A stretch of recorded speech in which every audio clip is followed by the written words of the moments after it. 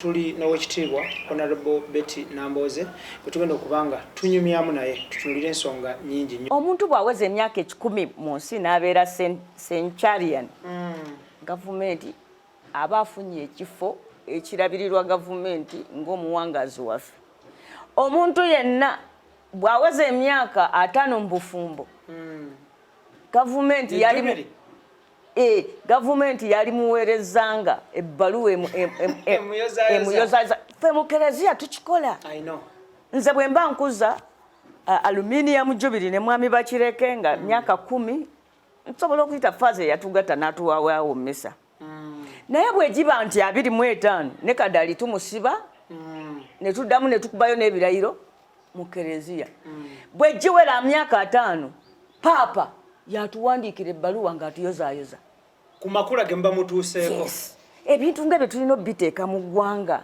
Naddala gavumenti eyawakati esobola obbikwasa Obwakabaka n'ebitundu ebirala eby'obukama oba eri abakulembeze abalala ab'ennono okulikogonaizinga ng'abantu abakoze obulungi kye kimu ku bintu ebireetera abalala okukola. 2016 2017 ng'ebyobufuzi tebinna mwetaga agamateeka ge bayita amateeka aga regulating society.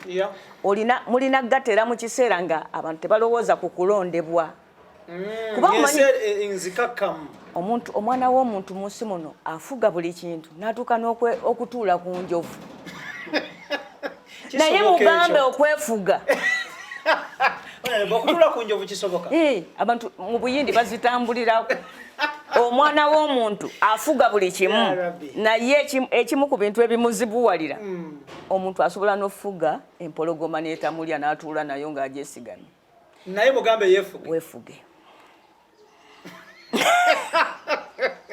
Era ekitubeeza mu nsi muno ne mubeeramu ab'ekitalo n'abatali. Ability ya self-regulation. So gavumenti ekimu ku bikulu byerina okukola kwe kuregulatinga society. Omwana w'omuntu atasobola kwefuga okumuteerawo n'omuregulatinga n'omugamba ssebo olina eddembe ly'okunywa omwenge naye ate osulayo ng'ogunywa oba ogunywa ku makya tetujja kikukkiriza.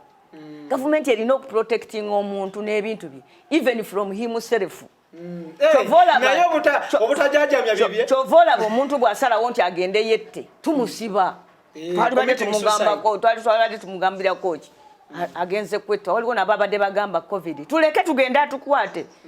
We have our right to be sick. Nedda togirina. Tulina right efa mangu. Tulina okulwanirira oleme kufa mangu obeereko wano okaddiirewoko olwewo. Gavumenti erina okuyingiramu. So amateeka aga public regulation Mwami Museveni tagataddeeko nnyo mulaka kubanga mawanga mangi abantu bwe bammibwa democracy mbya governance nga abakulembeze bassa akasiiso ku biri ebibakwatako ebyabwe eby'obuntu. Ekiringa omusajja ataweerera baana ate era agaana g'omusajja gataweerera ge gabba ebikajjo ku kyalo ge gafunyisa abawala embuto nene bw'ogendayo tabakaliramu. Kati abantu bawano anywa omwenge asulayo asina amazina n'asulayo akola bino n'agira ki gavumenti eno yaleeta emirembe tutambula ne bukya. Ani yali amanyi? Kakati Nambooze gy'ogambira nti banange etteeka ly'omwenge nedda nti bannange gavumenti eno etunyigiriza bo bali abasula mu kirabo balabe bayisa bulungi. So nze nagenda ku university n'ensoma democracy ng'omusomo.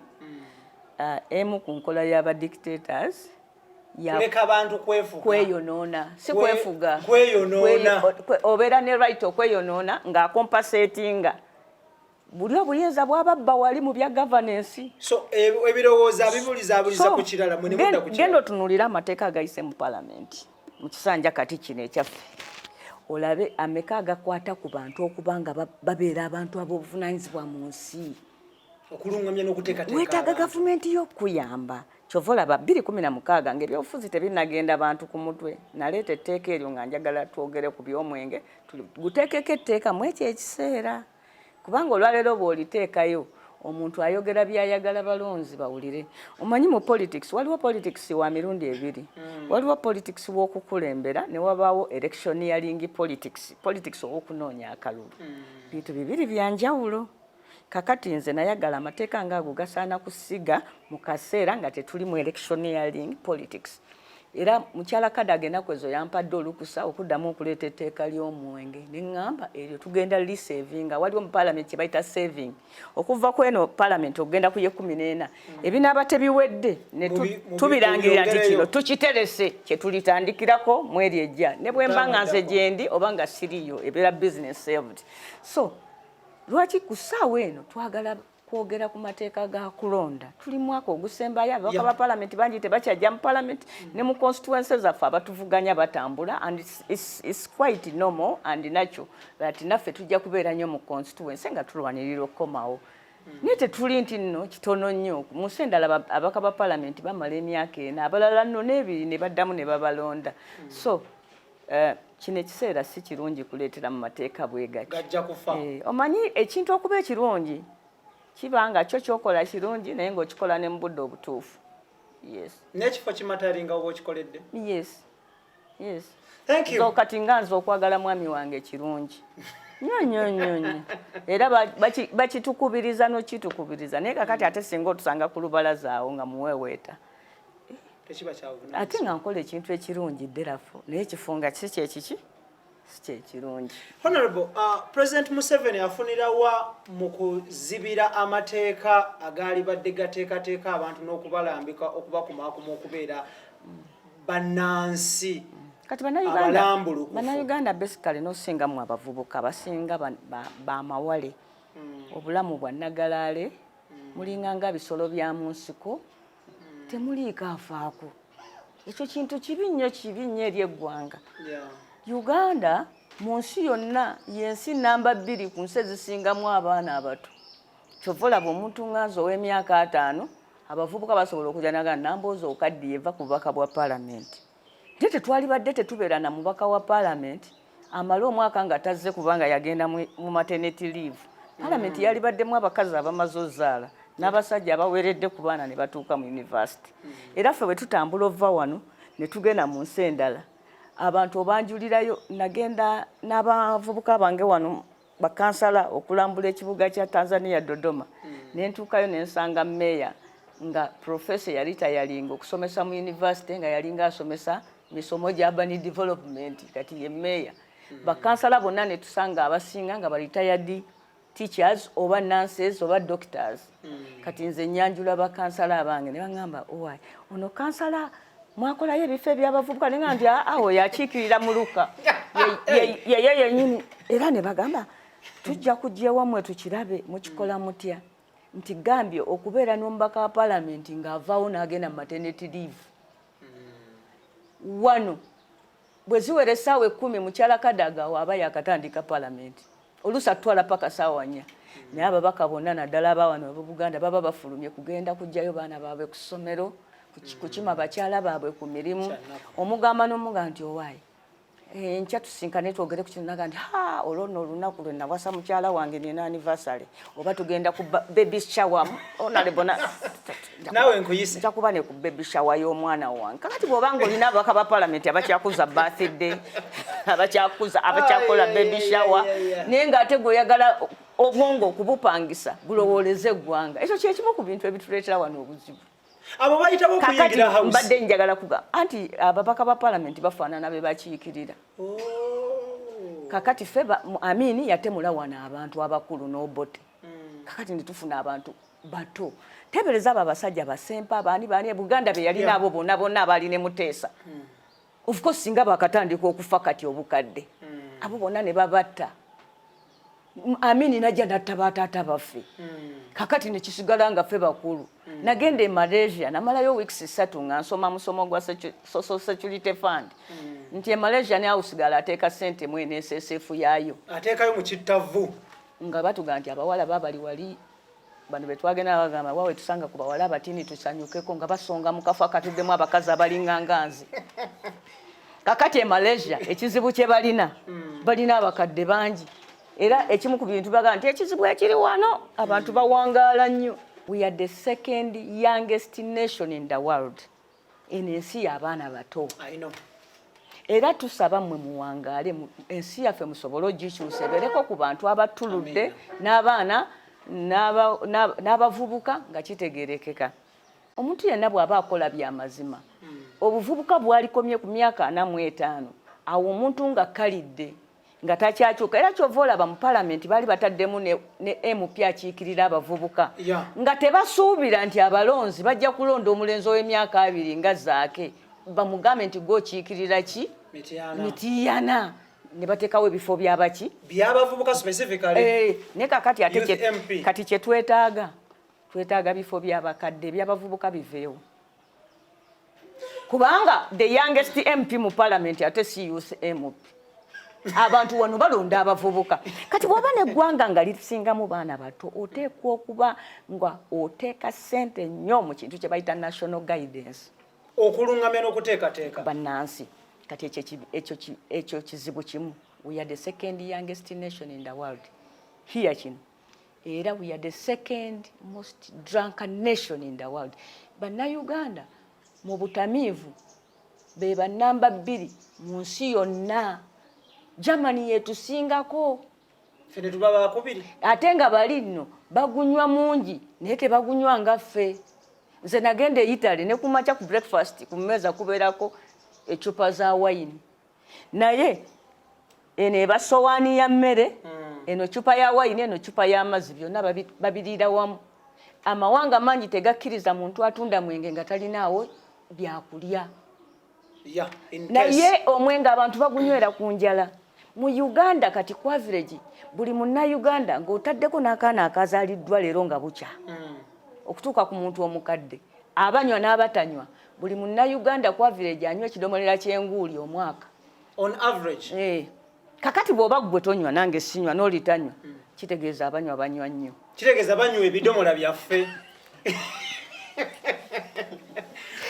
ne tukwata ekifo kyakubiri mu nsi yonna bemulugunye sente ebuze esente ezigula omwenge guno zivaawa anti abantu abaavu bagula nnyo omwenge lwaki abantu abali mu nnaku nagende Sri Lanka World Bank ye yantwalayo Sri Lanka yensi eyasinze okulwanyisa obutamiivu mu nsi yonna kakati World Bank bwe yalaba nga ndi ku kino nentwale Sri Lanka Sri Lanka balina motto egamba bayigiriza munnansi nti ennaku tewuga manya nti ennaku ewuga swimming ennaku emanyi okuwuga nti bw'onoonya omwenge olw'okubanga olina ennaku ekigendererwa obadde oyagala to drone ennaku ebulire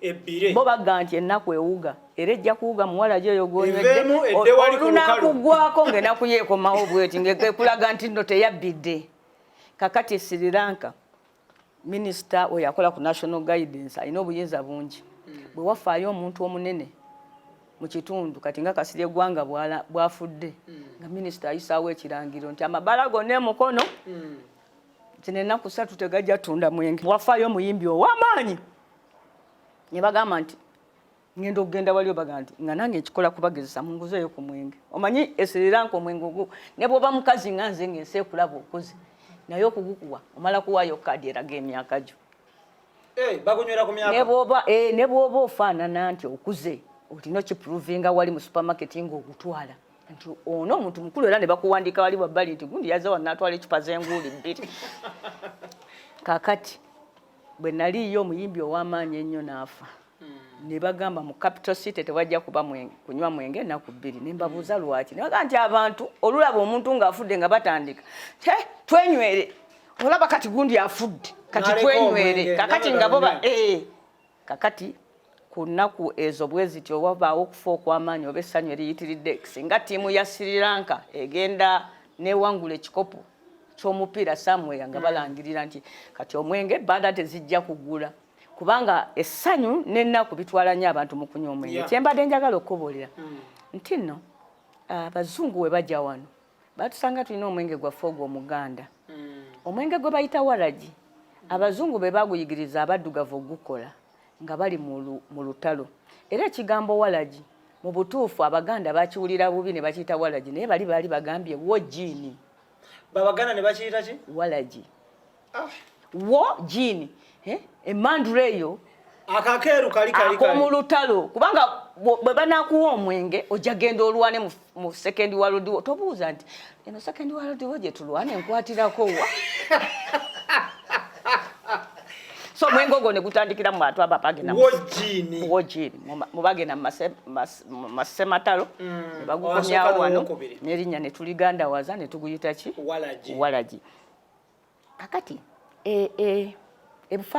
Congo kasita balaba ebyobugagga bingi nnyo eby'omuttaka kubanga Congo yensi esinga obugagga mu nsi yonna ne balyoka babawa omwenge ng'ennyonyi ezireeta omwenge zijja duty free okuva e Bufalansa ne babawa omwenge ne babaweerako n'endongo omuzungu yakola ebyo ekimu ku bintu ebiraga nti bannansi bali bubi babeera nnyo n'abadongo n'omwenge guba gutunda nnyo omusajja omusanga mu bbaala ng'aguze omwenge gwa mutwalo naye nga kitegezeeka yabaddeyo ekizibu kya mitwalo 2 omutwalo ne gubuzaabuza 2 gali n'agamba nti oba mbuliddwa sente zitwala omwana ku ssomero ate omwana buli ddakiika bwanjiguza taata deadline ku university tuli ku deadline twakwatira omutwalo guno gwokka ogubadde awaka n'agunywa yeerabira deadline yo singa omanyi omwenge abantu gwe banywedde mu covid ono bagunywera wa nga lockdown abantu babakkiriza amabaala bagaga ekisooka up country teyali lockdown abantu basigala banywa omwenge naye nawano abantu mu Uganda yemu ku nsi entono ennyo buli muntu ng'asobola otunda omwenge nti everybody asobola otunda omwenge n'aguguza anybody mu bungi bwonna bw'ayagala ku ssaawa yonna ku myaka gyonna ne bw'ogenda Kenya ne bw'ogenda Rwanda ne bw'obeera Tanzania naye wano omwana ajja n'agamba nti taata agambye muweeyo akaveera akasimanya ni Tyson Walagi ne lwataka mutumya abasomesa wano emukono baŋŋamba nze kuba nakikolako a lot of survey eky'omwenge ne baŋŋamba abaana munnanga abaana bajja wano abapifiri ng'atamidde ng'aguunya waliwo omwana wa mwanyinaze nga ngenda mutwala mu rehabilitation by the way era kati ngenda mutwala mu rehabilitation naye omwana we nga muto wa myaka gumu atambula awo waka ng'alonda obuveera bwonna ng'agamba bino bintu bya ddadi era abantu ne batandika n'okuwaana abantu nti bananga omwana ono yafaanana kitaawe n'okunywa omwenge kwennyini n'akutwala kakati omwenge okunywa omwenge kufaanana kutya omuntu era abaganda balina olugero olugamba nti anaakussa omwenge nti onaagunywanga kitaawe olonga ne bagamba oyo omwana yafaanana kitaawe yamumalawo n'obutamiivu omulungi atulaba tuli ne Honorable Betty Nambooze era nga kati endongo n'omwenge byatwala Congo era bw'obiraba wano e Uganda nga bifuuse by'amaanyi manya nti n'eggwanga lyaffe balitwala endongo ye Uganda ogirabamu bubi ki abadongo abo batukoze bulungi lwakuba era nabo ng'eggwanga bo tebajja kubeera balungi mu nsi nga ffe abalala bonna tuli babi abantu abo first of all efuuse industry okuwa abavubuka baffe emirimu bayimba ne basukka ensalo so they are foreign exchange earners ekirala si bebasomesa b'abantu betulinawo tetulinaawo bantu balala basomesa public ng'ogyeko bannaddiini n'abayimbi kati baagala kuteekamu maanyi balekere awo okuyimba ebyo eby'omukwano kwegamba ennyimba z'omukwano baziyimbe naye bateekeko n'ennyimba endala kati nga bw'olaba kiringa ekyafuuka etteeka nti buli muyimbi alina okuyimbirayo Yesu oluvannyuma lw'abalokole ofuna zi radio kaakati aba ayagala n'ennyimba ze bazipureyingeko eyo ate bo tebajja tteekako zino za daali nkwagala naye n'ayimbirayo Yesu abayimbi tulina oba encouraginga nti tubateerawo wane etteeka lya copyright basobole okufuna mu mulimu gwabwe ekyokubiri okubawa eddembe democracy basobole okuyimba ku bintu ebizimba eggwanga wano mu Buganda okuva edda n'edda nga opposition leader ye muyimbi ow'endingidi awali kabaka abeera wali ng'olukuŋŋaana omutanda avuddeyo aliboneseeko atuddeyo abantu baagala kulya sebo Ssaabasajja oludde nnyo abamaze omugamba nze lumu twagenda eSembabule eyo sayo nasituka n'akadingiri najja kabaka tatambula kiro tujja mwanula kati nga abali bakola emikolo kubanga mu Buganda kizira kabaka okutambula ekiro kabaka wa Buganda tatambula kiro kakati nakyogerawo buli muntu yenna yali ku mukolo n'abanga wamma obubaka ne butuuka so kasi olina otteekawo eddembe abayimbi okukomeza okubanga be bakuwa feedback okumanya ekiri mu society. Yes. Oina music onabayimbi bwe wettanira okuwuliriza mu biseera by'eddembe ng'oli waka wano. Nze banange neewuunya mu Uganda wano owulira n'abantu abaga nti nze mpagira muyimbi gundi ate omuyimbi muwagira nti oluyimba lunyumira ku mbeera mwendi. Bwe mbeera ndowooza ku baafa nga nteekamu kafeero walumbezaayo atukola bw'atyo owulidde bwe mbanga nti ne mwami wange olunaku nga lwa ssanyu lwa kujjukira gye twava nga nteekamu ennyimba z'abawala abayimba omukwano waliwo wano kuri Sevenizi muntu wakuyimba mukwano bulungi bwe mbanga njagala kutendereza kabaka wange nga ndeeta ennyimba za Bobby ezimu nga nziteekawo bwe mbanga era ndi ku bya Revolution Bobby Wine ayimba bwe mbanga njagala strong music to dance and break my bones nga nteekamu Chameleone waliwo oluusi Bebe Cool oyo wayimbayo waliwo ate Bebe Cool is one musician ye gyakoma okulwa mu kuyimba gyakoma okuyimba obulungi enyimba ze ze yakayimba kati like wine enyimba ze zayimbye kati ziri beto okusooka gye yatandikira nze gye yatandikira nali manyi nti tamanyi kuyimba in fact Bebe Cool okuyimba akukoze nga taata we bwe yakola ebyobufuzi bidandisa teyakolanga byabufuzi bikubya nduulu buli kaseera ng'abeera ate ye ali ku side abaganda kwe batali neno ono mutabani we mu kuyimba bw'atyo bwagize naye kati waliwo oluyimba lyaga taata wootabadde balandiroodi batubanja bwe kibanga oyo asobola okuyimba bw'atyo Museveni n'aba ng'amuwulira this is fair so nze sirina muyimbi bwe mpagira waliwo wenteekamu ennyimba za Ngoma Oliver Ngoma ayimba ennyimba ez'eddiini naye ng'ate zoogera ku bulamu bwe yayitamu oluusi ngenda ne ndowooza nti simanyi ayimba ku nze babiri naye aleeta ennyimba n'azimba ezinsitula mu kukkiriza kyekimu ne Bugembe nze sirina muyimbi gwe mpagira nagwe siwagira bonna balungi. Thank you.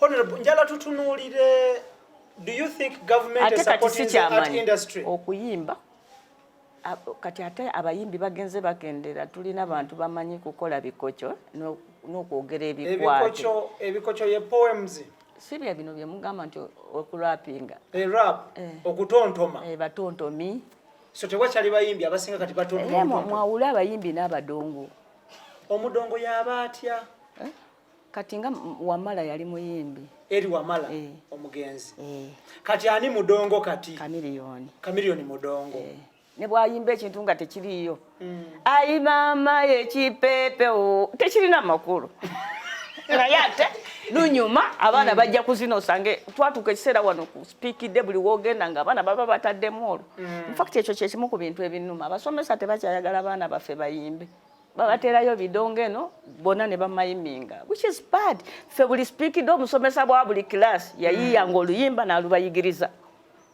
nemulukwata yes kwe mwateranga ne music lessons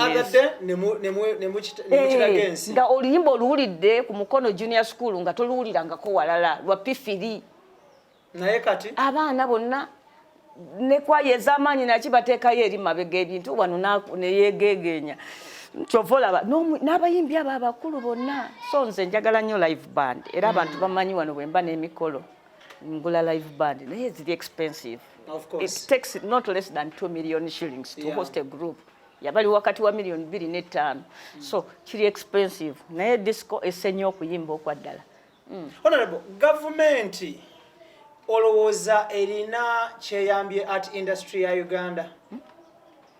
Teyambye. Government eno teyambye kutumbula abantu banjawulo mu biti byabwe. We have been busy. Fena tuli mukayanira bukulembeze tetulina budde bwe tuwadde bana Uganda ate nga twali badde tuwa bana kati nga bino byenkugamba ebyabayimbi biki twali badde waliwo parliament lwetula n'ebyogerako ne tulyoka tumanya nti derafo kati legislation kyeyetaagawo policy kyeyetaagawo okutereeza ekyo oba okunyweza ekyo so olwokuba emyaka 35 ejja mu Museveni ejasooka gyali gyakuvumirira Obote n'okumwekulisa ejaddako gyali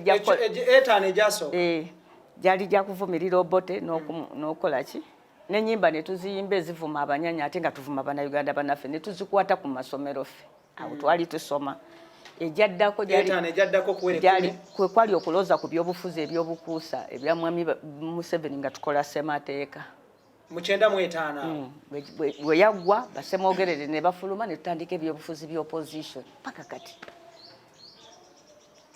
paka leero nti tuteekawo leader wa opposition n'amukaddiya ne tuteekawo omulala kyova olaba kakati Semwogerere bamukaddiya Sebaggala n'ayagala okuyingiramu awo ne bitajja otulaba twafuna n'obuzibu nti okuva ku Semwogerere ffe mu DP ate twateekako Sebaane yali asinga Semwogerere gwe tuwummuza obukulu naye nga transition kati obukulu ne bugenda ku Mao yow'emyaka egyo olidde kati eno ne tufuna Besigye kakati kyova olaba abantu bagamba nabamukaddiyiza tuteekewo Bobi Wine so Bannayuganda ani anateeka ekkomo ku eyo system ey'okukaddiya abantu just like that we tunafunayo omulwanirizi w'eddembe ng'alwanirira ddembe nga tajja ng'asaba bwa pulezidenti naye kinaasoboka ekyo omuntu okujja nga just ayagala kubeera savior nga tasabe ntebe enkulu eri twagala Martin Luther twagala Mahatma Gandhi twagala Mandela wa Uganda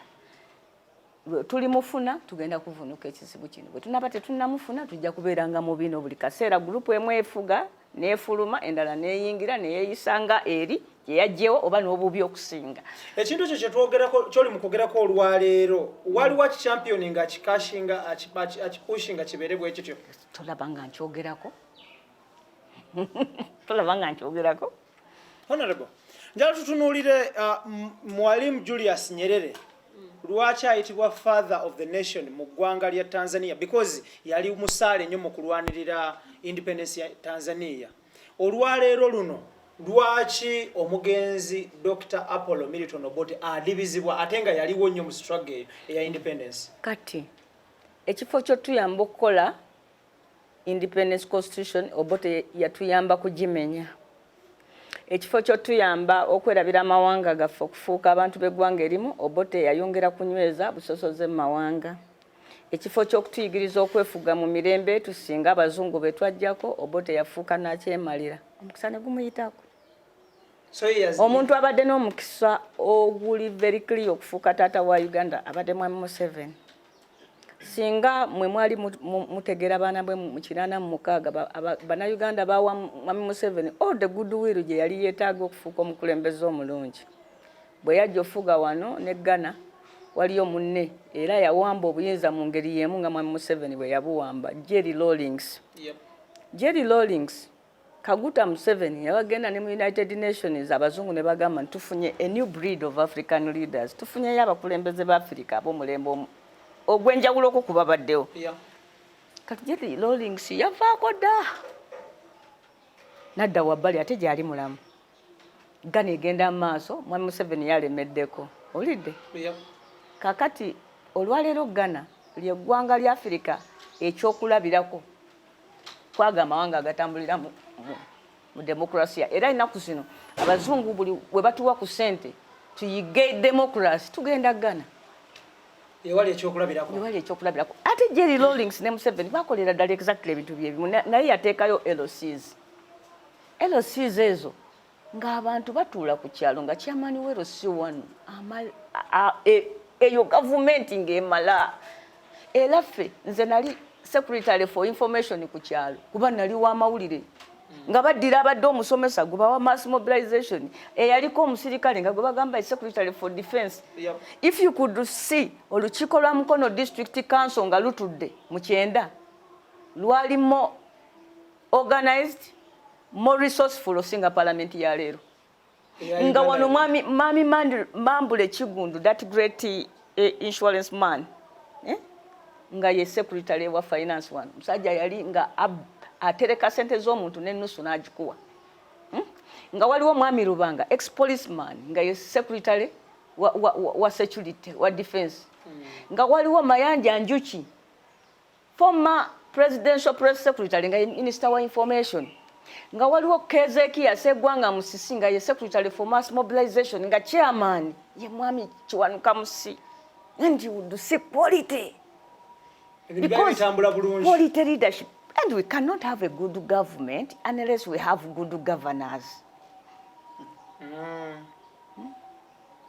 Ng'olabira ddala abakulembeze nga tonna batwala ku kirala kyonna nga bo bennyini babufaanana naye kati era ebyo ebiseera mwe twasabiranga akalulu ne bagamba twala eri tokatusaba ennyumba yo tonnagikuba pulasita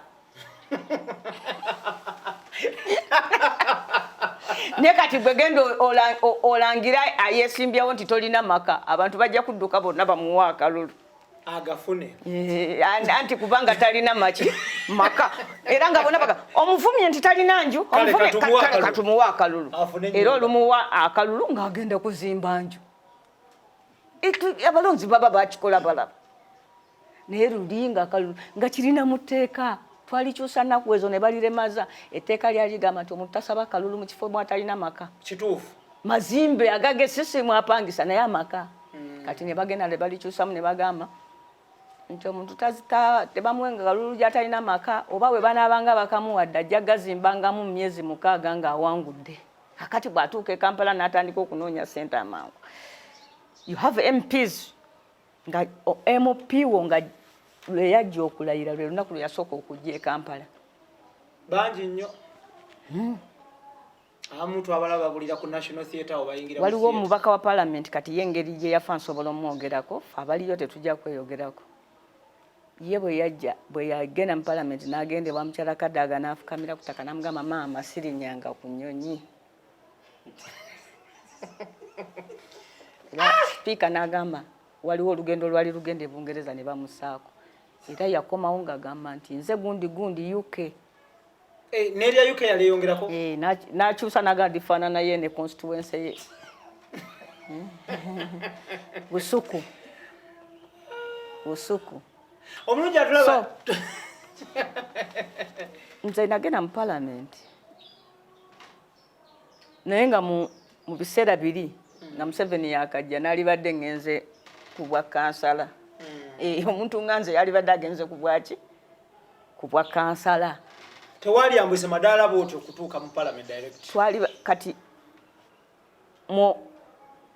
nalibadde nakagenda mu Parliament nalibadde saagendayo luli nalibadde ntandikidde mu nkiiko endala naye because nagambye abantu tewali abakulu tewali kakati fe abaliwo tulina okugulowinga abantu abavubuka tebakyamanyi nti nno n'abantu abakulu be bateekwa n'obakulembera era bakaaya nate batuufu agamba bw'ati Nambooze oludde nnyo mu Parliament okuva mu buto nkuwulira anti wagenda mu Parliament nga wa myaka 10 ng'asoma P3 kati ali ku university oba yavuddeyo alina emyaka 22 ng'agamba Nambooze oluddeko nnyo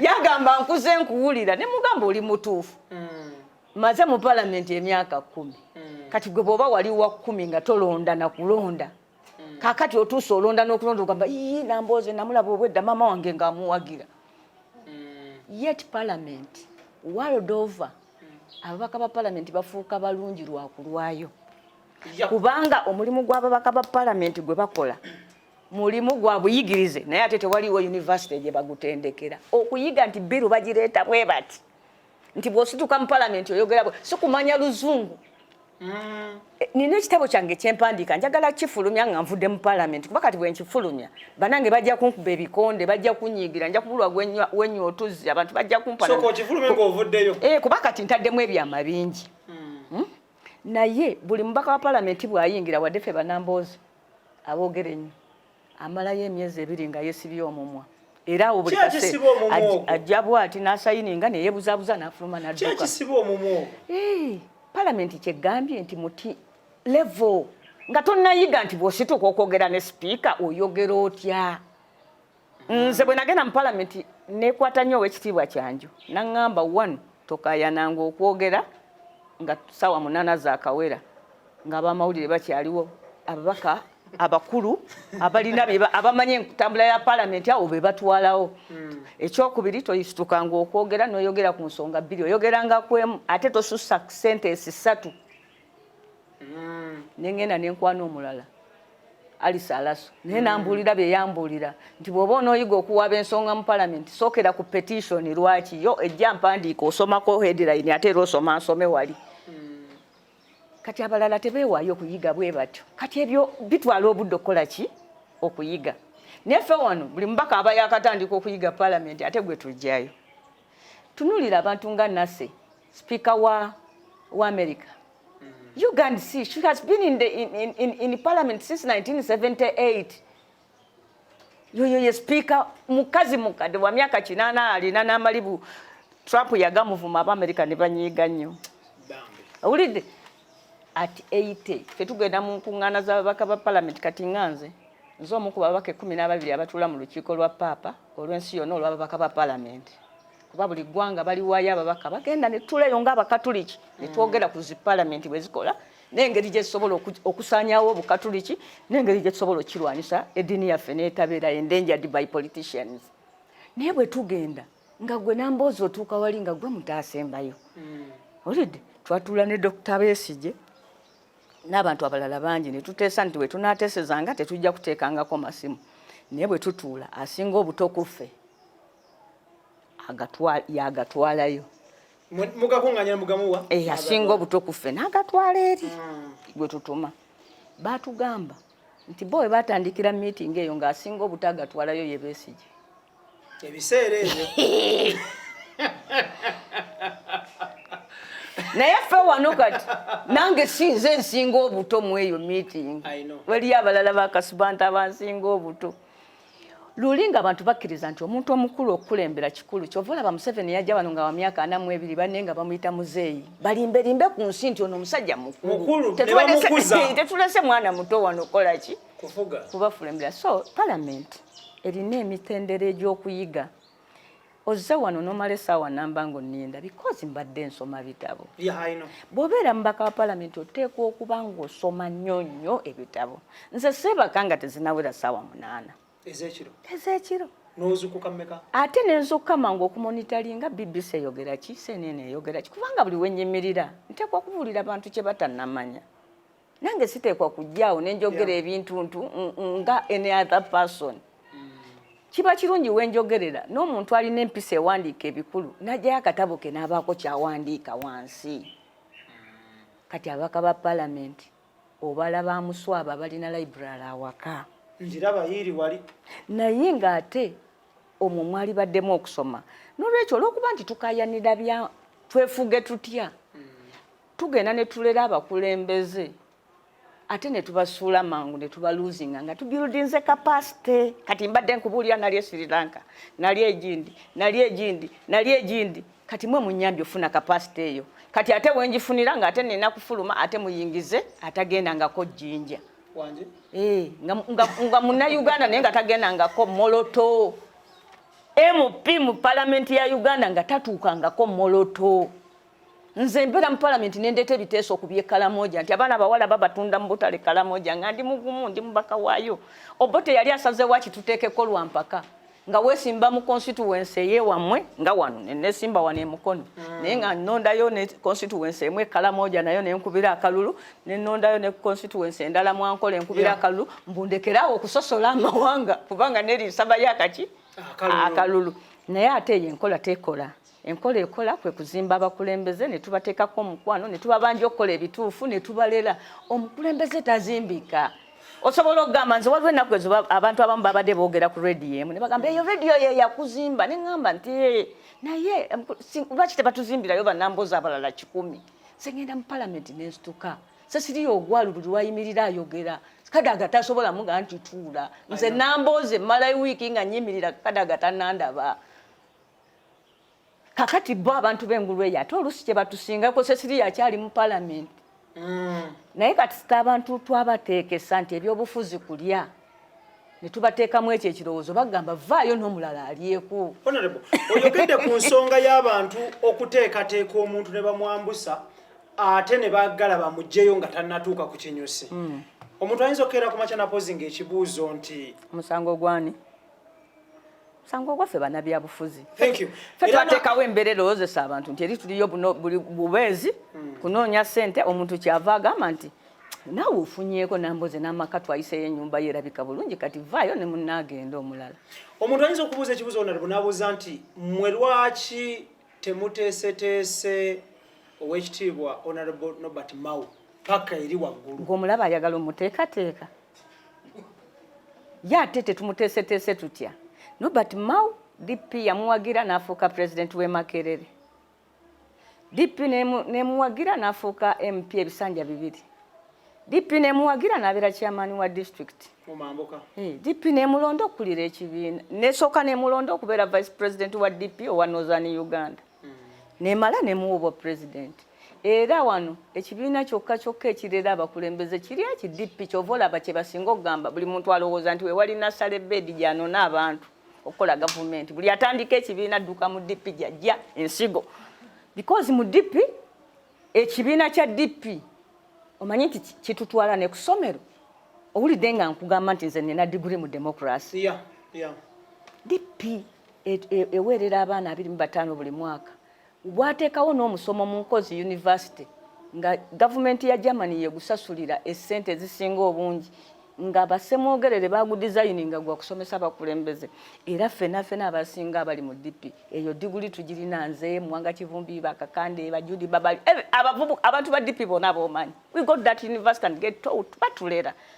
Naye kati ate ebibiina ebirala ebitalera olw'okuba byo tebigendera ffe DP tetukoma gamba nti gundi alidde ettooke. Twagala tumanye n'egyali gye. Tekikoma kugamba nti nkuwadde enkoko. Njagala n'okumanya enkoko gy'ompadde ogijjeewa. Kati abalala abasazi b'ensawo kyova olaba batutwalako mangu obukulembeze kuba bo babitwala wabweru w'amateeka ate nga ffe tukkiririza mitendera. And I have belief nti omuntu wa DP bw'alikwata obwa pulezidenti bwa Uganda eggwanga lino ligenda kuterera kubanga waliwo that system erera. Let's talk about that. Omuntu wa DP bw'alikwata obukulembeze bw'eggwanga olaba light at the end of the tunnel. Omuntu olaba yali agadde okumanya honorable olwaleero mu mbeera eriwo nga tuyingira akalulu ebulayo emyezi mitono nnyo waliwo okubagana empawa wakati w'enjuyi ezivuganya gavumenti eri mu buyinza ng'era empawa zino zeetoololera ku statement egamba nti bateekeyo omu avuganye President Museveni oba bonna bayingire race. Here comes a scenario or subscribing of people's government ekulemberwa retired Dr. Kano Kizza Besigye. Waliwo ekiwayi kya Honorable Robert Kyagulanyi Ssentamu, waliwo ekiwayi kya DP block n'ebiwayi bingi. Omuntu olaba yalagadde okumanya ahead of the general elections okanya n'abakuuta akadingidi k'okubeera ne opposition leader omu ovuganya President Museveni.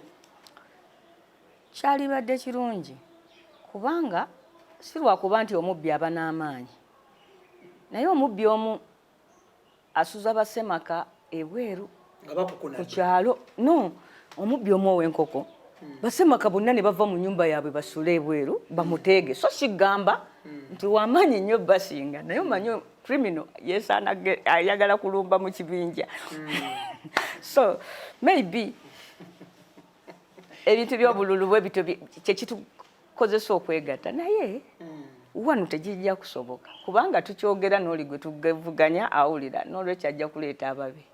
Ekirala abantu ne bwe beesimbawo abangi tebagaana mulungi kulabika. Gw'oli wano okimanyi nti mu kalulu akaleeta Barack Obama mwalimu bakandidate 9. Naye gwe wano wawulirako ki 2. Naye ye mu America eriyo Green Party simanyi biki abamu ng'akola kati ng'aba ba Green Party bakola manifesto ng'erimu bya environment byokka. Era mukulembeza wangula jajja party eyokuteekawo ng'eya environment emirundi egisinga. So the contenders ababiri buli nnaku tetunafunawo na kalulu wano akaleeta abantu abasatu nabo okuba abamaanyi nga basatu. Ne ba contenders ababiri emirundi gyonna bavaayo. Olwaleero tetugamba nti Besigye si president si lwakuba obululu tebwawera. Nti yabulwako Sebaana bwe yatwala oba yabulwako Bwanika bwe yatwala nti bw'ogatta obwa Bwanika n'obwa Besigye ofunamu obuwanguzi nedda. Era bonna ne bw'ogatta obululu bwabwe bonna osigala Mwami Museveni nga yeewadde percentage gy'otasobola mukola ki nga yeewadde anti sinze kooti ye bimulangira bulijjo nti tutajja ne bw'atali babbi era yali wangudde. Kati awo kiba kitegeeza yababbye naye era w'amaanyi. Si bwe baba basala abamukoti. So you see nti era opposition together tebeera na bululu businga bwa Museveni. So kati ekizibu si kyakwegatta wakukolera awamu kirungi. Okolera awamu kirungi. Naye kati mwe mugamba twegatte tugende mu kalulu wamu naye teri kalulu. tulina matikkira naye nga bw'olaba Abaganda bateekawo olutalo lw'ebirumbi mbu Kabaka bw'aba agenda e Nnaggalabi agenda alwana n'abantu luba lutalo lwamu era batuuka eri ne bamugamba weebale Ssaabasajja owangudde abalabe bo Ssemanobe simanyi n'abantu be obawangudde mu gw'osobola ogenda weekweke mu lutalo lw'ebirumbi ojjeko Kabaka Omuganda okulinnya Nnaggalabi okumulayiza akalulu ka Uganda weekatyo ekaafuuka obeera wano nenambozi osobola okwogera ne buziba nga tutegedde. Honorable Asili nga tuwunzika nga tulina kye bayita People Power which is a pressure group etali kibiina kya byabufuzi. Do you subscribe to People Power as a pressure group? People Power tekyali pressure group. It is a pressure group just for the sake of okuyita ku mateeka. Manyi waliwo Wakayima yalaba wange amunoonya okumulya n'agenda ne yeetutubika mu mugga najja yenna ng'ajonjobadde ne tosi wange bwamutuuka namugamba nti waye Wakayima omubisi ondabiddeko Wakayima wano mukalu naga nti ffe twagedde ku makya kunoonya musolo gwa Kabaka twakafuna abantu 9 ndooza gwewe 10 ono nadduka People Power kati Wakayima mubisi naye nga ddala mu butuufu era ye Wakayima omukalu kintu bakola kyamagezi okusobola kubanga tewali budde bwa kuregisteringa kibiina n'omisoso zonna gye baateekawo n'obukwakulizo naye ekintu bwe kiba nga kifaanana embaata nga kirya ng'embaata nga kitambula ng'embaata nga kibuuka ng'embaata nga kikaaba ng'embaata era eba mbaata esigala mbaata. People Power is a political party. Its ideology is that they want power to reside in the people, in the masses. Ideology. Titwagala power ebere mu ngalo zaki za masses. Gye bujjawo balina n'otubuulira bwe tubawo obuyinza bintu ki bye banaakola to put power in the hands of the people. Baleme kubanga ffe mu DP tugamba we Democratic Party naye ne mubamu abantu abatakkiririza mu democracy. Kubanga bwe tugamba we Democratic Party ensibo values zonna zaali badde zisonga kuki ku democracy. So if you are in People Power ideologies that power should reside in the hands of the masses. Nawe olina otubuulira nti nga ntutta obuyinza nkola kino na kino na kino okulaba ng'obuyinza abantu be baba naki be baba nabo naye tasigalanga ngombo nebeerera ddala nefuukira ddala ekisuubizo eky'amazima. So People Power erina erinnya pipi erina langi myufu oba yazifuna otya oba etya genesis y'ebyo ebintu byonna byerina tugimanyi naye kati si kyekikulu yebirina erina ideology that power should be in the hands of the masses. Awulidde erina omukulembeze erina secretary erina ba coordinators bazi district era erina ne bammemba abatongola abamanyiddwa. Museveni yajja wano eno n'atugamba nti NRM mugendo naye olwokuba nti Ssemwogere naga no otegezaako okuteekawo one party state naye ng'olimba nti kimugendo finally era abantu balaba nti kyali kibiina kyaki kyabafuzi. Maybe People Power kyetalina leero kugaba kadi z'abammemba naye of course ekyo kya kiseera gye bujja maaso awo bajja ne kadi zikola ki kasi twabulabanga nga ekibinja ky'abannabyabufuzi bwe babaako kye bakoze ekikyamu balina gwe bakibuuza bwe babaako kye bakoze obulungi balina gwe bakitenderezaako abo baba bafuuse kibiina.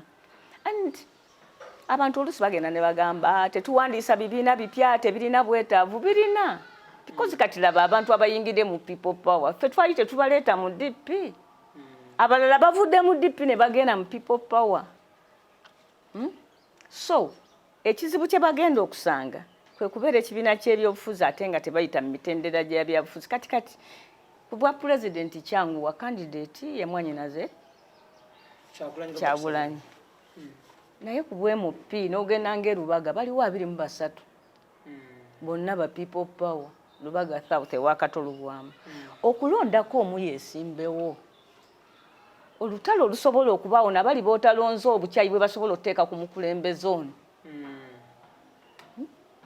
ate okubaleka bonna beesimbewo bayombagane okufiirwa okuli mu ekyo okuli political.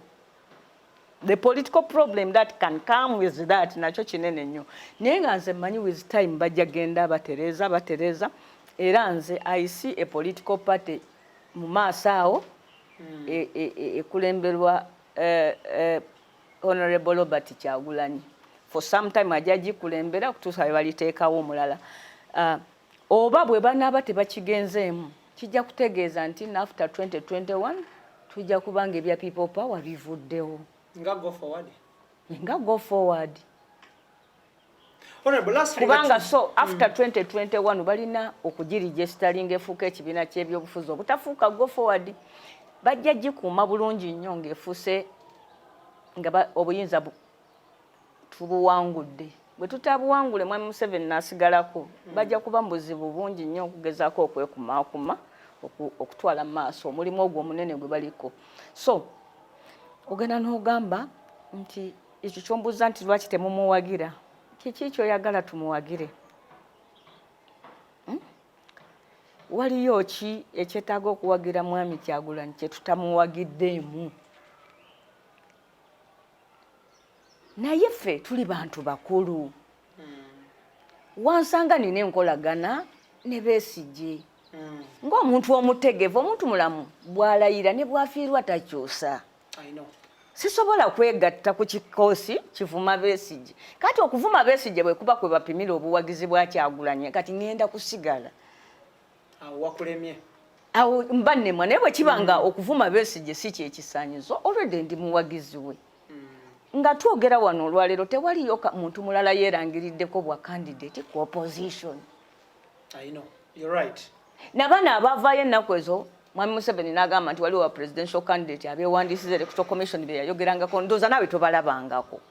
So kakati tuli mu kintu nga singa wabaawo okulonda enkya ne bagamba nti abeerangiridde leero be bokka abeesimbawo tujja kubeerayo na mwami Museveni na Kyagulanyi. Kakati nga bwe tuba nga tulina akalulu kalimu mwami Museveni na Kyagulanyi ngamba siwagira Kyagulanyi ngaba yankola ki? Muresi babanga be bali mbombi. Ngaba yankola ki? I know. Olide. Naye ffe tuli bantu bakulu.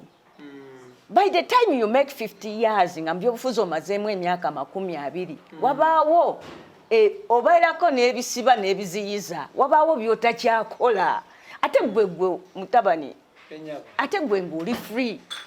I know. Nze siri mbuzi ya nkunku. Bagamba omukazi omugumba mbuzi ya nkunku omuguwe gweyambula mangu. Nze siri mukazi mugumba mbyabufuzi, ndi mukazi muzadde mbyobufuzi, nina amayembe simala geyambulamu muguwa. Era abantu bwe banaategeera ekyo ne batuweerayo ekitiibwa ebintu bino bye tulimu n'okukolagana ne bannaffe aba people power bijja genda mu maaso mangu bulungi era tubifunemu. Kati ekintu ekikoze obubi ye militantism eno abavubuka gye muyize ey'okulowooza nti Museveni ankuba omuwagira ankubidde emyaka 3 simuwagiranga gwe n'olowooza nti mwaba people power mujja kujja mu nkuba mbawagire. Nze kati bwe mba mbidde nakona bw'oba onompangula tonkuba. Singa emiggo ginkyusa singa okuharassment okuyigganyizibwa kunkyusa n'empagira omuntu singa ndi wa Museveni. Singa wayingira dda basi. Naye ffe kati boolaba ffe twaguba. We have a hard skin. Tomalaga era bw'oba onjagala tontiisatiisa, don't harass me. Honorable, oyogera ki ku okuvumagana kuno okuli ku social media okwo? Who champions this? Anti social media era naye ebeerako bya mu kitundu. Singa obeera ku social media y'Abachina balina eyaabwe bagiyita Alibaba. Ojja kulaba ebibeerayo birala. Kati eyo ye society yaffe bwe tutyo bwe tufaanana. Bulijjo abo boolaba batuvuma oba bavuma bannaabwe ku social media bayagala ddo tuvuma baali tebalina we batusanga.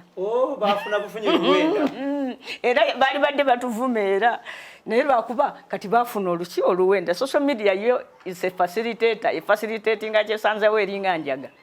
Bagamba enjaga bwe kusanga oli muli wa mmere ojja kulya kigere kya nvubu 10. Bwe kusanga oli muyimbi ojja kuyimba. Bwe kusanga oli muddusi ojja kudduka.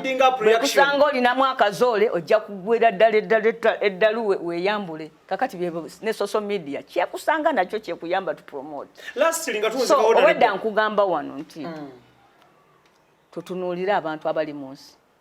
Abakulu be baffe bannambooze. Twakulirawa batuzaalira ku mirembe gya Amini ne tuvubukira ku Jobote ne tubeera abantu okwa Museveni. Yeffe bamaama b'abaana abaliwo kati bakuze balaba Museveni. Museveni ali bwati bw'aba anakuba amala kuzikiza ttaala nakuba munzikiza olwo nazzaako n'akusirisa nazzaako naga nti ani akubi n'akuwooyawooya akubye bannange talinga nga ono we Tanzania akuba enseera kakati abaana baffe kwe bavubukidde nti omukulembeze ayanukulwa kakati bo bayanukula buli mukulembeze nga tebafuddeyo kyayanukula kakimanyi oba takimanyi ate nange kimberera kizibu nnyo mugamba nti wayi mpa ku kitiibwa tonjogerako nga ate nange ampulira ansiba ampulira nga njogera ku Museveni. That is Uganda. So it's not so kibi naye tetusobola kitereeza all of a sudden. In fact social media tuyambye kujjayo ne tulyoka tulaba nti bulijjo tukuma biki lubugonga lubale mubbe ne bwogenda obugenzi mu kyaki Abannayuganda kati ani gwe batabukidde ojo basange nga basaba Mukama ebyamagero nkitwala nkitutte nkikwata kakati omuntu bw'aba abogolera bwate Katonda nze kati nkole ki guno omulembe gwenda bintu bakola amaloboozi nze bwe nali omuto nga bakutuma awaka n'osanga obukoko nga buyimiridde eri nga waka wasiriikiride n'ogamba nti sikonkonye ndowooza mbasanze basaba kirwaki nti babadde basiriikiridde kakati okutegeera nti abo basaba owulirayo enduulu okukuba ebisenge okubuukabuuka tewali wawuliriza munne ffe bagamba nga mwewombeeke tusabe kakati omuntu agamba bane nti musasamale tusabe ono ayogera bibyo omukulembeze mu Levirand asaba bibye nabano kwaye esaba byayo nono asaba byayo ne muka Levirand asaba bibye kati buli omu musabisa nayenze munange omukatuliki agenda mugundi ne bagamba nti papa byayagala tusome wiiki eno nga papa yayagala bitu olunaku lwagundi mutuukirivu mwesiimi oluno bwe luti lwagundi mutuukirivu ololeze mujulizi kati abaana b'ennaku zino tokyabagamba ngambe ne Katonda yennyini bamukwata amataayi kati bw'obasanga bali kunze namboze bakolobola olyoke weewuunye nnyo. Lasinga tuuzika Honorable, do you still subscribe to DP? Sobola kuva mu DP kibiina kyange kirinako life membership card wano bwe mba sitegeragana na bukulembeze buliyo that is another matter but ideologically ndi wa DP ideologically abantu lwaki balowooza nti oli double sided nti oli mu FDC oli mu DP kubanga nze mmanyi nti kitwetagisa embeera gye tulimu we are stronger nga tukolagana nga tuwuliziganya ne bannaffe bulungi agali awamu so it's like omulundi guno DP bwetafune candidate gigenda kuba emyaka 10 nga DP teri kalulu wane mukono tekirabika kubanga at least namboza abeerawo naye ekkala moja tutalina candidate tebawulira ku kigambo DP nagenda ekkala moja nga nine Honorable Kiwanda ne bayanjula nti ono namboze wa DP ye shadow minister abantu ne basirika ono Kiwanda wa NRM ye minister wa tourism kakati omuntu amanye ebyekala moja nasituka naga nti bannange ono ye madam teacher minister mu government ya Besigye abantu bonna ne badduka eri bajje bandabe ngaka oye madam teacher bamuwulira ekyokubiri Besigye CFDC naye Besigye Dr. Kira Besigye bw'obanga olina ekibiina nga kimala emyaka 5 nga tekibadde ku national paper nga tekibadde kapapula akatuuka ku buli kyalo omanya nti operatingira watono you need to extend kati DP singa na guno tukola kino kye tulilayikira okukola ekyokuwagira Bobi Wine ne tutwala emyaka emirala 10 era nze nali ngamba bannange nti bannange lwaki tetugamba Bobi Wine titikiti yine ya DP ya bwerere wesimbewo kuba president kuba ekibiina kyaffe niye okumala emyaka emirala 10 nga DP ekibiina tekisigale mu byafaayo so n'ogwo omulimu tugulina naye tujja gukola mu budde obutuufu nze ndi wa DP ideologically endowooza ya DP nga tuzembya obufuzi ebiteredde ndi wa DP FDC nabagamba era n'ekyo kyogamba mbu okugulu okumu nkutaddeyo si kituufu nze nagamba FDC sisobola kuwagira kibiina kyabwe kubanga balina enjogera egamba nti one Uganda one people ekyo kitegeeza nti bakkiriza nti tube ne Uganda tudibye amawanga gaffe gonna ffena tubeete bannayuganda nze mmanyi nze kyenzikiriza one Uganda different people unity in diversity ekyo kyokka kinkipinga awe sirina gwe mbanyombye naye sirina naki ideologically sikkiriza nti no tujjawo ekyabaganda ekyabanyankole ekyabakalamoja ekyaki tubeere n'abannayuganda nze ŋŋamba nti tujja kubeera abaganda abakalamoja baki naye ng'ate tuli mu uganda eyaki eyawamu genda wano mbungereza aba irish gye bali ba englishman gye bali ne bwe bagenda mu mupiira gw'ensi yonna england egenda yokka ne ireland nejja naye nga zonna bali mu nsi ki emu gw'oli wano tomanyi nti ebungereza united kingdom britain waliyo abantu abatamanyi luzungu obasanga eyo mu byalo by'ebungereza nga nabo balina ekisanga abantu omanyi omuntu ali primitive abeera n'ekisa nnyo omugamba akulagirire gy'olaga n'ajjayo motoka n'akutwalayo n'akuwerekera n'akutuusizaawo ddala abantu abali mu modern society ziri selfish era abantu tetwasaanira kubeera mu modern society zitumalako obuntu. Honorable, government yo jokkiririza mbu erijja mu buyinza mulikkiriza ekisinde ekimu okwerayiza ku bukulembeze nga people's government gyo subscribing ate bwe tuli batubbi akalulu Besigye yeerayiza mu mateeka eyeba treason era ne bamutwala mu kooti essaawa we yatuuka ey'okuleeta obujulizi obugamba Besigye ye n'agamba nti ye neerayiza kuba nze nali mpangudde nga bano abamuvunaana balina okuleeta obujulizi obulaga nti teyawangula n'okutuuka kati omusango teguliwozebwa. Yatuuka n'essera n'agamba sijja kudda mu kooti mujje munkwate, tebamukwata. Tetugenda kukkiriza bantu batawangudde kalulu kwerayiza, teri gavumenti esobola kikkiriza. Naye bwe tuli bakalulu tubbye kabbe era naffe twetegekera okufuna okusomoozebwa bwe kutyo. Omuyimbi Chameleone ateekateeka kujja ku bwa Lord Mayor. What is your take? Ajje omanyi kakati ndowooza ffe ababaddeyo either tukoze bulungi nnyo ne tulowoozesa abantu bangi nti nno obukulembeze bwangu oba tukoze bubi nnyo ne tuleetawo okunyoomesa offices mwe tuli. Ekintu kye bayita meeyo okimanyi ow'ekibuga? Ekibuga ekikulu eky'eggwanga. Omanyi kye bayita meeya? Wali olabye ku meeya wa London? Yaliko luli kati ye prime minister wa Bungereza. Mu nsi nnyingi abantu ababeera ba meeya ba capital city bamala ne bafuuka ba president. Kubanga capital city ly'eggwanga. Abantu bangi bakubuuza wagendako e Bungereza n'ogamba ye naye nga wali London. So eggwanga olirabirawo mu capital city. Bantu bangi ababaddeko ba meeya bamala ne bafuuka abakulembeze b'eggwanga. Kati bw'oba ng'ogamba nti Chameleone tasaana then oba olina kubuuza mbeera ki ereetedde abatasaana okwesimbawo. Bw'oba olaba ng'asaana then ogamba nti ye wano bwe tuba tulonda ku basaana akalulu ke kalamula ab'amaanyi tumuleka ajje mu kalulu naye bakamukubeko ebisaanyizo byonna birina bagaba obuyigirize ndowooza bulina emyaka gyegyo lwakuba abo bannange bannemesa okubakulizaako birthday. Andi nchomanyi kati bagenda naga nti banaye leero birthday ya Irene Namatovu ng'aweza emyaka 3 n'ogamba waayi yoga okuzaalibwa naye nga tolina birala byakwongerako n'okomaawo. So emyaka gyegyo obuyigiriza bulina singa akalulu kaba kamazima na bwenkanya ate kibiiki abantu b'e Kampala ng'obale wadde akalulu akamazima n'obwenkanya bajja kulonda meeya bajja mulonda oba obusobozi bannansi babulina. Abantu b'emukono wano balina nze wano wajjawo omuntu gwe ndowooza nti tasaanira kunesimbako siyomba nnyo naye. Abantu b'emukono mbesiga singa akalulu kaba kamazima na bwenkanya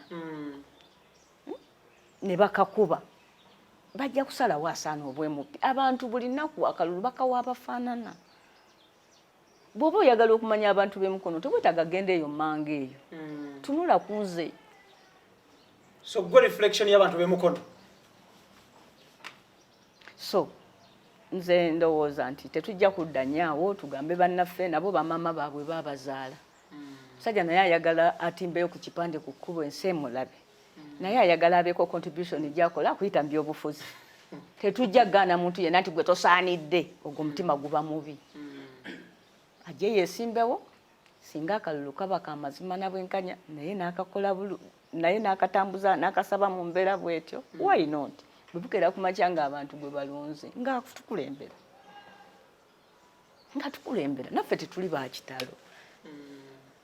Waliwo abantu abawulira wano Bakaluba bamugamba nti Nambooze ajja kwesimbawo yakuba akakule n'awanika n'amagulu mu bbanga n'agenda ne ku kitebe kya DP n'agamba nti bannange ffe bakitaffe bali ba DP. Ate mulekeraawo okujooga ekibiina ky'abakitaffe nnyo olw'okuba mbu gojja ne bwe muba musazeewo kunteekako anvuganya mufuneyo omuntu ategeera asinga Nambooze. Kati olwaleero Bakaluba yava n'ebyobufuzi bw'aba ayagala akafo konna amala kujja wano n'aŋŋamba maama mbadde nteesa kubanga abantu b'emukono ekitiibwa baakimpanze nsalawo ani atwala kifo ki. So nze sina munabyabufuzi yenna avaayo gwe mpisa mu maaso ate nze ebyobufuzi bye nasoma I don't underrate opponents. Buli afuna amaanyi agagamba nti njagala kifo ekyo Nambooze mondi mutwala ng'ekikulu. All right, thank you so much. Tetugenda kubanga tusukkawo wano. Honorable atusuubiza omulundi omulala inshallah agenda kubanga atuwa omukisa okutunuulira gyenvuddewe ne obulamu bwe mu byobufuzi n'obusomesa n'omulimu ogw'obwannamawulire. So nkusuubiza inshallah tujja kufuna time era nga naye ajja kubanga atuwadde omukisa ogwo bw'anaaba gutuwadde tujja kudduka Zambwa Bunnambiro tukomewo tuwayemuko naye osobole okumanya gy'avudde ne waatuuse kubanga tebibeera byangu at the end of the day. Nkwebaza atugoberera webale nnyo balirala Ibrahim Kasegemanya njagala kwebaza team gyentambule nayo Kiza Idris Lukwago Tony Senabulia ne Daniel mwebale nnyo mwebalire ddala. Honorable nawe njagala kwebaza omukisa gw'ompadde okuwayamuko naawe. Kale sebo Mukama akukuuma obeere bulungi. Tojjangu okukomangawo.